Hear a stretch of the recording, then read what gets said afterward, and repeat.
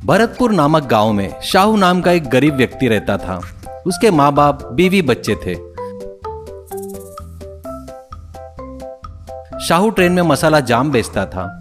वो एक टोकरी में जाम रखकर, मसाला रखकर, ए मसाला जाम ले लो साहब, मसाला जाम ले लो, मैडम मसाला जाम ले लो, स्वादिष्ट मसाला जाम, ताजे ताजे मसाला जाम ले लो साहब, ले लो, चिल्लाते हुए ट्रेन भर घूमता बेचता था। खरीदने वालों को जाम के टुकड़े करके उस पर मसाला डालकर देता था।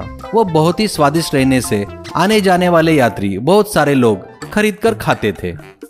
उससे कमाया हुआ पैसा वो घर आकर पत्नी को देता था। हर गरीब के घर में होने वाली बात, पैसों की कमी उसके घर में भी होती है। शाहू को पैसे की कमी के कारण वो बहुत परेशान रहता था।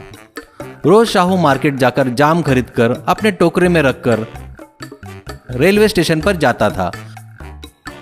वहां ट्रेन आते ही ट्रेन में चढ़कर अंदर घूमते हुए, ए मसाला वाले जाम ले लो, मसाला जाम ले लो, ताजे ताजे मसाला जाम, ए मसाला जाम, ऐसे चिल्लाते हुए पूरी ट्रेन भर घूमता हुआ बेचता था। एक दिन रेलवे स्टेशन पर शाहू ट्रेन की राह देख रहा था। तभी उसके पास एक बच्चा आता है और वो बच्चा, बाबूजी मेरा नाम सोमेश्वर है, मैं एक अनाथ हूँ, खाना खाए हुए 2 दिन हो गए हैं, कृपया मुझे खाने को दे दो, बहुत भूख लगी है, ऐसा कहता है। शाहू उसको जाम देता है। वो बच्चा जाम खाकर अपनी भूख मिटाता है। बाद में वो बच्चा कहता है, बाबूजी आप अपने पास मुझे कुछ काम दीजिए, मैं काम करके जीना चाहता हूँ, ऐसा कहता है। शाहू हंसते हुए, बेटा मैं जीने के लिए ही जाम बेच रहा हूँ, अब तू ही बता मैं तुझे क्या काम दूँ। सोमू बच्चा, ऐसा मत कहिए, ये आपकी टोकरी है ना, मैं उठाता हूँ, अब आपकी मेहनत थोड़ी कम होगी, कभी आप नहीं बेच पाए तो मैं बेचूंगा, आप चाहो तो मुझे काम दे सकते हो, कौन सी बड़ी बात है, ऐसा कहता है। शाहू, वाह रे वाह, शाबाश, तू तो बड़ा होशियार है रे, चल अब से तू हमारे साथ हमारे घर में ही रह लेना, ऐसा कहता है। फिर शाहू सोमू को घर में लाकर सबसे मिलाता है। उस दिन से सोमू उनके घर का एक सदस्य बन गया। सभी लोग उसे बड़े प्यार से देखते थे। शाहू के बच्चे उसके साथ मिलकर खेलते थे। सुबह ही शाहू के बदले सोमू मार्केट जाकर जाम खरीद कर लाता था। सोमू जाम की टोकरी अपने सिर पर रखकर शाहू के साथ चलते हुए, ए जाम ले लो, जाम मसाला जाम ले लो साहब, मसाला जाम ले लो, काफी स्वादिष्ट है, ताजे ताजे जाम, ऐसे चिल्ला रहा था। मांगने वाले को शाहू टोकरी में से जाम निकालकर उसके टुकड़े करके मसाला डालकर देता था। सोनू घर में भी काम करता था। बाजार जाकर सामान लाना, सब्जी लाना, कुएं से पानी निकालना, शाहू के माँ बाप को दवाई खिलाना, ऐसे सभी काम करता था।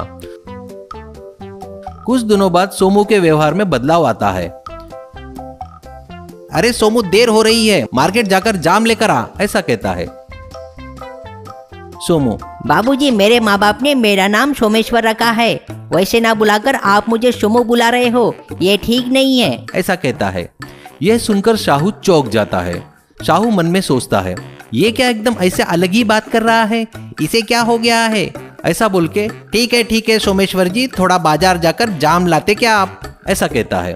सोमू हूँ ठीक है करके चला जाता है।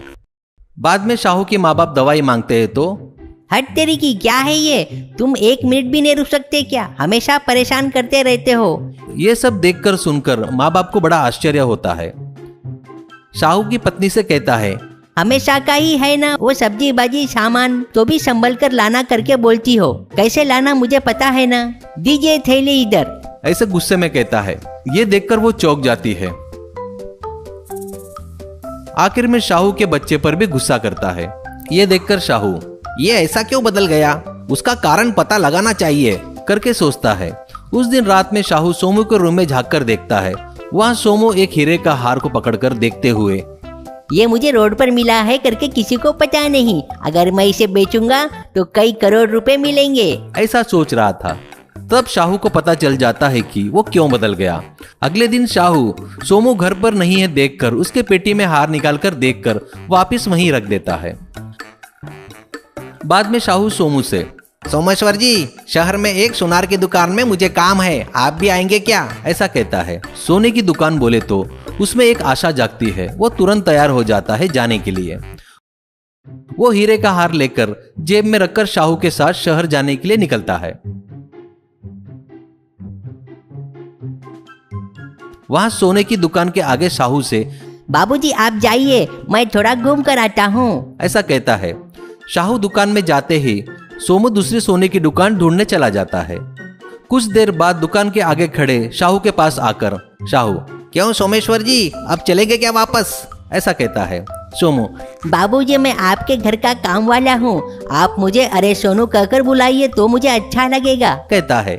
वो सुनकर शाहू को आश्चर्य होता है।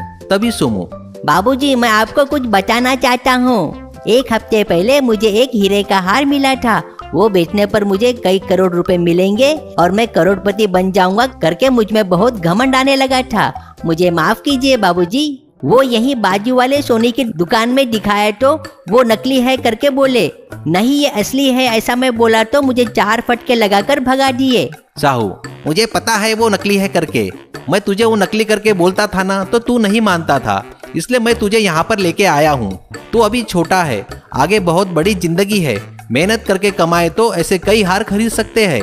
किसी के हार को अपना समझना गलत है। चलो मान लो वो असली होता तो उसके मालिक को वापस दे देना चाहिए, वही इंसाफ है और धर्म है। धन दौलत रहो ना रहो, इंसान अच्छी इज्जत से जीना चाहिए, ऐसा कहता है। यह सुनकर सोमू शाहू के पैर पड़ता है।